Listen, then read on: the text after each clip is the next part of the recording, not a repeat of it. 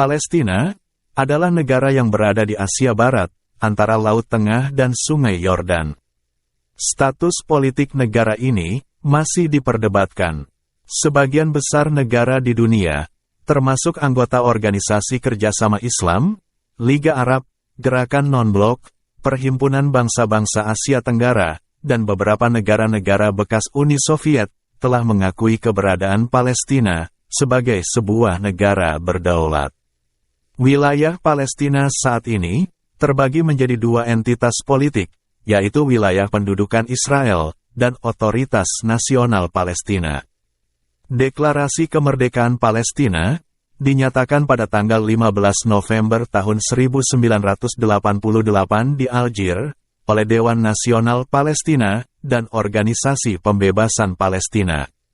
Pada tahun 1974, Liga Arab telah menunjuk Organisasi Pembebasan Palestina sebagai wakil sah tunggal rakyat Palestina dan menegaskan kembali hak mereka untuk mendirikan negara merdeka secara mendesak.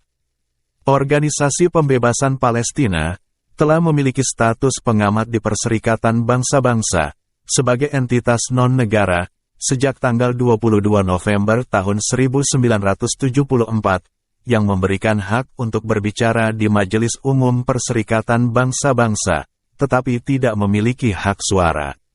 Setelah deklarasi kemerdekaan, Majelis Umum Perserikatan Bangsa-Bangsa secara resmi mengakui proklamasi dan memilih untuk menggunakan sebutan Palestina, bukan Organisasi Pembebasan Palestina, ketika mengacu pada pengamat permanen Palestina. Dalam keputusan ini, Organisasi Pembebasan Palestina tidak berpartisipasi di Perserikatan Bangsa-Bangsa dalam kapasitasnya sebagai pemerintah negara Palestina. Sejak tahun 1998, Organisasi Pembebasan Palestina diatur untuk duduk di Majelis Umum Perserikatan Bangsa-Bangsa segera setelah negara non-anggota dan sebelum semua pengamat lain.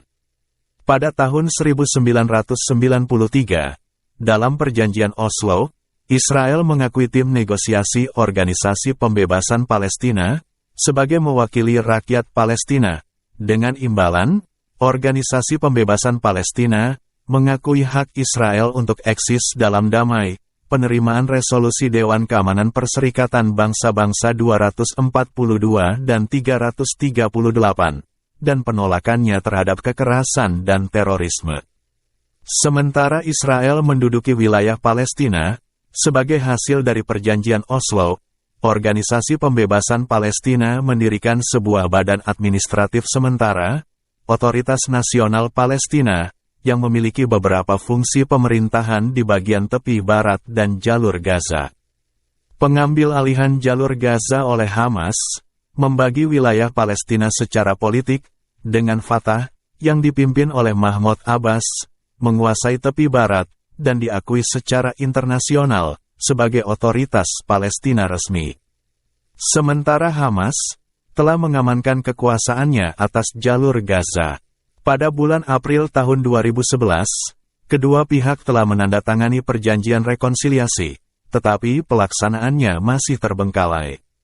Hingga tanggal 18 Januari tahun 2012, 129 dari 193 negara anggota Perserikatan Bangsa-Bangsa telah mengakui Palestina sebagai sebuah negara. Banyak negara yang tidak mengakui negara Palestina, tetapi mengakui Organisasi Pembebasan Palestina sebagai wakil rakyat Palestina. Selain itu, Komite Eksekutif Organisasi Pembebasan Palestina diberdayakan oleh Dewan Nasional Palestina untuk melakukan fungsi pemerintah negara Palestina. Sebagai negara yang selama puluhan tahun dilanda konflik dengan Israel, Palestina bisa dibilang memiliki perekonomian yang hampir tak pernah stabil. Negara ini praktis banyak mengandalkan bantuan internasional untuk menggerakkan roda ekonominya. Selain itu, dengan banyaknya wilayah yang diduduki Israel, warga Palestina juga sangat bergantung pada Israel. Wilayah Palestina kini hanya menyisakan jalur Gaza dan tepi barat, itu sebagian wilayahnya juga dikuasai Israel. Selain dari donasi asing, warga Palestina menggantungkan hidup dengan bekerja di sejumlah lahan industri, pertanian, dan perkebunan, serta sektor konstruksi. Banyak di antaranya merupakan perusahaan milik Israel. Di jalur Gaza, sebagian kecil penduduknya juga berprofesi sebagai nelayan. Namun berbagai blokade Angkatan Laut Israel juga membuat kawasan perairan tangkap nelayan kecil Palestina semakin menyempit. Kurangnya sumbangan dari negara donatur juga semakin mencekik perekonomian Palestina. Keadaannya bertambah parah karena Israel melarang impor barang-barang ke Gaza yang dianggapnya bisa digunakan untuk keperluan militer. Selain itu, dalam perdagangan ekspor-impor, Israel juga sangat mendominasi ekonomi Palestina. Tel Aviv adalah partner dagang utama Palestina yang menyumbang 80% dari ekspor Palestina. Lalu, bagaimana kondisi ekonomi di Palestina setelah pandemi virus corona? Mengutip laporan dari Bank Dunia, pandemi COVID-19 membuat ekonomi Palestina sangat terpukul. Tahun 2019 saja, atau sebelum pandemi mulai merebak secara global, pertumbuhan ekonomi di negara itu hanya 1%. Lalu, pada tahun 2020, ekonomi Palestina diprediksi terkontraksi setidaknya 7,6%. Palestina bisa mengalami dampak lebih buruk lagi, seandainya Israel terus mencaplok wilayahnya di tepi barat. Dengan adanya pandemi COVID-19, memengaruhi kehidupan dan mata pencarian orang Palestina.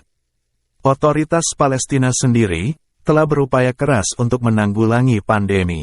Namun, di sisi lain, donasi dari luar juga terus menyusut, dan terbatasnya instrumen ekonomi. Kondisi ini membuat pemerintah dalam kondisi sulit untuk melindungi ekonomi warganya. Bahkan, menurut laporan Bank Dunia, lebih dari 1/4 warga Palestina hidup di bawah garis kemiskinan sebelum datangnya virus corona. Pasca pandemi, jumlah warga miskin diperkirakan meningkat tajam, antara lain sebesar 30% di tepi barat dan 64% di jalur Gaza. Yang lebih mencolok adalah tingkat pengangguran kaum muda Palestina yang berada di level 38%. Angka pengangguran ini sangat mengkhawatirkan, jauh di bawah rata-rata negara kawasan Timur Tengah dan Afrika Utara. Dengan kondisi sulit seperti sekarang, yang ditambah dengan semakin intensifnya blokade Israel, tumbuhnya ekonomi digital, diharapkan bisa mengurangi kesenjangan ekonomi di Palestina. Ekonomi digital dapat mengatasi hambatan geografis, mendorong pertumbuhan ekonomi, dan menciptakan lebih banyak tenaga kerja bagi warga Palestina. Di Palestina, mulai banyak bermunculan startup yang didirikan pemuda-pemuda Palestina. Populasi kaum muda yang banyak dan melek internet membuat ekonomi digital cukup berkembang di negara itu. Namun, warga Palestina harus dapat mengakses sumber daya yang sama dengan tetangga mereka. Mereka juga harus dapat membangun infrastruktur digital sesegera mungkin. Jaringan internet di Palestina bisa dibilang cukup tertinggal. Saat negara lain mulai mengembangkan spektrum 5G, wilayah tepi barat masih didominasi jaringan 3G, bahkan 2G di Gaza. Sementara akses layanan 4G banyak didapatkan di wilayah yang berdekatan dengan Israel.